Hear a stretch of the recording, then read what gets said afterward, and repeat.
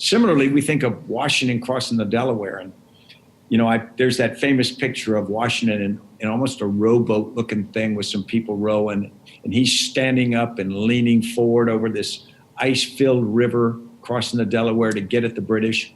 And a copy of that picture hangs in the White House. And as people go through it, they see it, and most people look at it and they go, okay, well, there's brave General Washington going across the Delaware.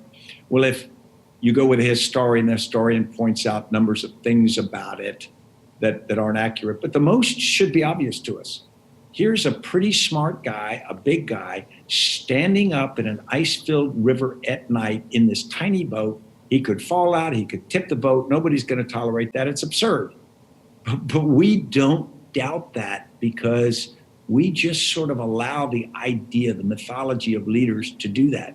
They had a more realistic painting painted, and it's a flat-bottom barge boat, and it shows Washington still on the boat, but now he's holding on to a cannon for his stability, which is exactly what any rational person crossing an ice-filled river would do, particularly a veteran soldier.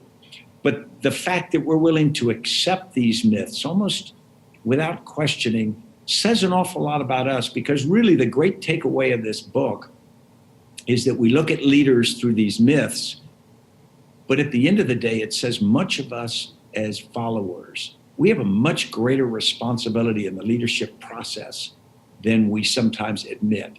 We're responsible clearly for selecting, electing, supporting, following, empowering leaders, helping guide them. But in many cases, we don't do that. In many cases, we say, well, we'll just stand here and wait for the next man on horseback or great woman to come along, and we will sort of sheepishly follow. And that's not our role.